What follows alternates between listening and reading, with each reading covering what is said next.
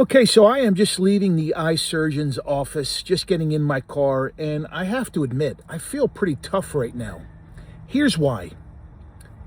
The doctor removed this little bump on my lower eyelid without any anesthesia. And here's why. When the doctor walked into the room, he greeted himself, great energy, very friendly. I had a ton of confidence in him just because of that. And he goes, "How are you feeling?" I said, "Doctor," I said, "I'm not going to lie to you." I said, "I'm nervous right now." And I said, I rather face a tiger in the wild than face you right now." And he smirked and laughed. And I said, "Here's why. A couple of years ago, I had Mohs surgery. Now, Mohs surgery is a procedure that a plastic surgeon or a dermatologist surgeon does on your face to remove skin cancer.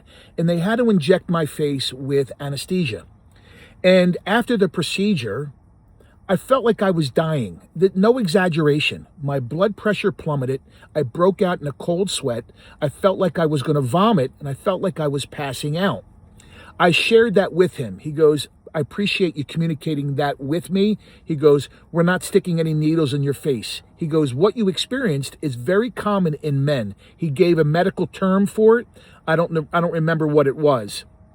But we chose not to stick my face with anesthesia, numb the area. What he did is it took 10 seconds. He pulled my eyelid out and sliced it off. It hurt for a good 5, 6, 7 seconds, and that's it.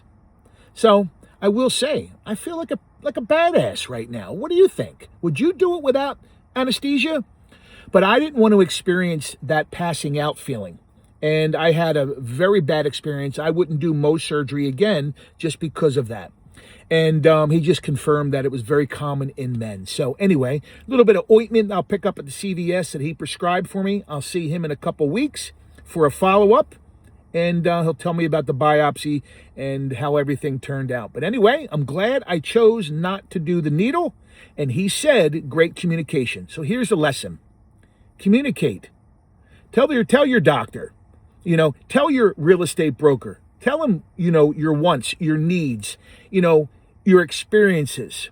And I'm glad I did, because I did not want to have that experience again. And he did say, you may have had that experience. So anyway, on my way home, getting my day started. I hope you have a great day. The sun is getting warm. Beautiful day here in the greater Philadelphia area. Eat some whole food and spend your time with those who matter.